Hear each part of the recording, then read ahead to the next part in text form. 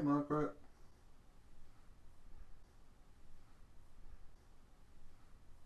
So you guys know there's a window right there. You can see my whole street. I don't even know if her name's Margaret, just a random geezer walking down the street.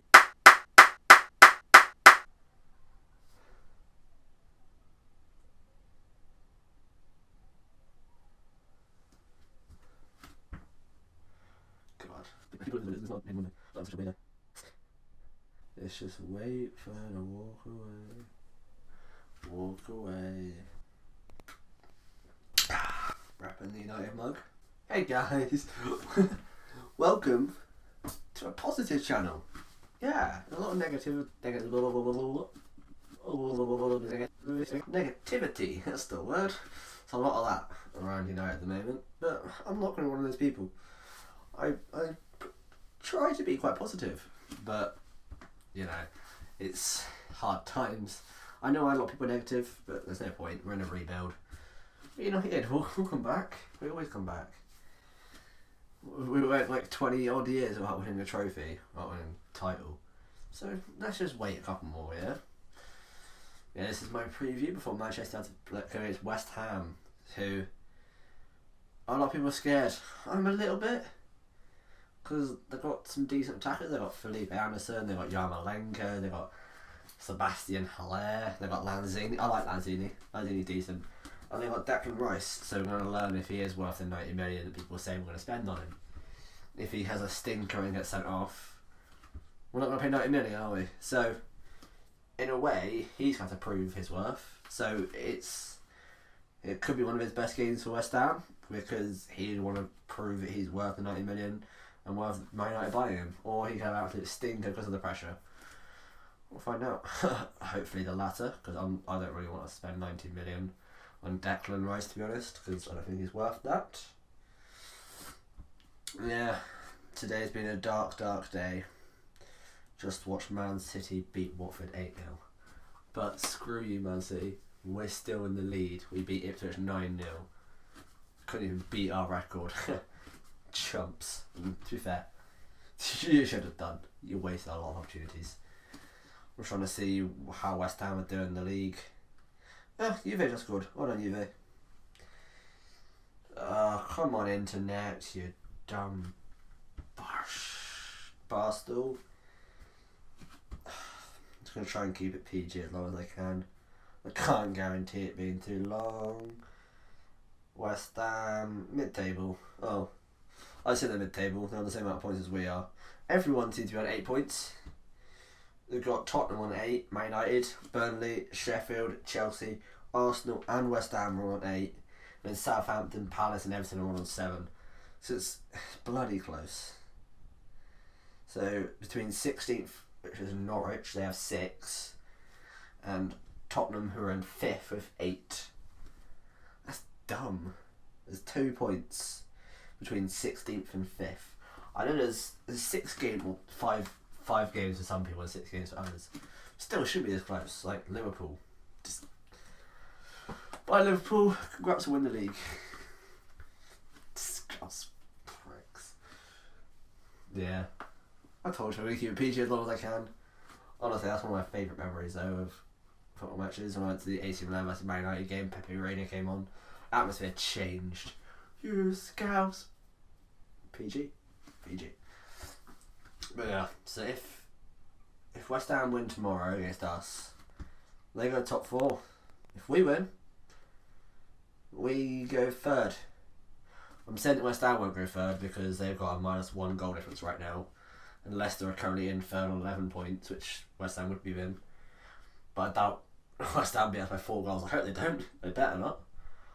And yeah, United, we're on 4, we're 1 ahead of Leicester. So hopefully, who knows? And on the plus side, there's been a lot of negativity around our defence right now, saying that we're conceding more goals than we should do. We've got the best defence in the league, mate. We're drawing Liverpool. We've got the best defence in the league. So I'm not really going to complain much. We've got to draw most clean sheets. We've got 2 in our first 5. And we've conceded 4, so Liverpool. Whereas Leicester conceded 5, and Man City, who had the best defence last season, conceded 6 and 6. So, Stop talking about defence too much. Anyway, I'm waffling. This isn't a Man United versus West Ham preview. Well, it is, but I'm not talking like it is one. United. We've got a lot of injuries. It's quite tricky to pick an 11 because no one really knows what Ollie's going to do, because we've got a lot of injuries, so it should be quite simple. But we've got a lot of really versatile players in our team that can play in multiple positions, so it's tricky. And as much as we've got a lot of injuries, we've also got a lot of doubts as well, so we don't know if they'll play or not. But I'm going to go with De Gea in goal, obviously. I'm going to go Wan-Bissaka right back, and then Lindelof and Maguire, obviously. That's going to be the same pretty much all season, unless Lindelof loses places to Tuanzebe. But he was good, but he wasn't great against Astana. He did well, he didn't concede. He was quite composed, but he did get the ball away quite a bit, which in the Prem, you get punished. But the thing that we do worry about with Lindelof is that he loses a lot of aerial duels, which Tuanzebe won't do. He's big, he's physical.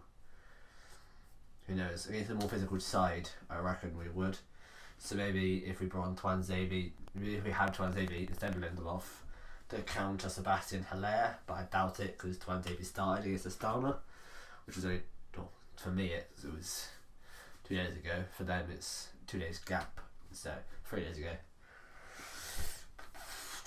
It's tricky.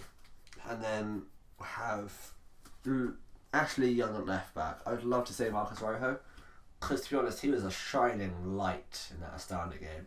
Some of the passes he did to Rashford, Rashford should have finished.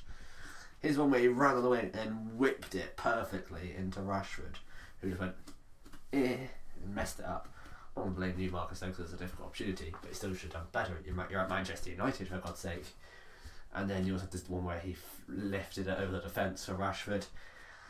He did well with it, he just didn't find the corner, so it's tricky. But then everyone loves the Rabona that he did. It just didn't be the first finish, just smacked him in the face. And then we saw the footage that what he wanted to do, which was score a goal, which is what he did in training. We've got to love Marcus Rojo. He's a balls to the wall defender. If that's a 50-50, he's going in with 2 feet. And probably his head as well at the same time. In front of them, I'm going to go Scotty McTominay and Fred. Fred had a great game. What I mentioned in my Astana game review, I have a lot of respect for Fred. So those two. So I'm going to say Danny James left wing, but he's not a certainty because he hasn't been training because he had a knock against Leicester, but he's been named in the 19 that have gone to the match so far. So he might start and then play 45, or he might start on the bench and then come on. We don't really know. If not, I'd play good old Tahith Chong. Play him left wing. Mata on the right, Lingard down the middle, and then Rashford up top.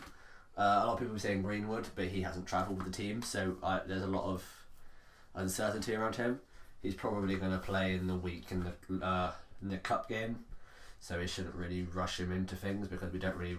He's a young 17-year-old lad who's just had his first taste of big boy football starting this season. We don't want to chuck him in the deep end and play him too often. We don't want to play him in 3 games in a row. We don't want to risk him getting injured really because we're without Martial, Pogba, Luke Shaw and a few others at the moment. So yeah, the likes of Dallo hasn't gone with the team as well. Like if he had gone, I might have put him at right mid, because a lot of what he does is quite good on the ball. Wan-Bissaka actually started as a right mid, so who knows, we could have played him at right mid. But yeah, that's my thoughts on the team. That's my 11. I've gone with so De Gea, Wan-Bissaka, Lindelof, Maguire, Young, McTominay, Fred, Mata, Lingard, James, Rashford. So yeah, hopefully that's the team that starts. Is it a team that I want to start? No, but we've got injuries. My score prediction, I'm going to go with a professional 1-0 win again, like we did against Leicester. I think I said 2-1 against Leicester, but in my Super 6, my predictions and my betting, I predicted 1-0. So let's go 1-0 again. We've done 2 1-0s in a row. Let's keep a clean sheet. and we're struggling for goals at the moment. The Chelsea game was good, but it was a blip. It was the only chance. It's the only time that we've scored more than 2 this season. So yeah, I think we start creating more opportunities, and I think Angel Gomez has travelled with the team, so it'd be interesting to see if he could play at Cam, start there, create some opportunities. He looked good against Astana, but we don't really know. This has gone on too long. It's at the 10-minute mark. I hope. Got to get them ad revenue, you know. Well, eventually, when I grow. But yeah, see you guys soon. Goodbye.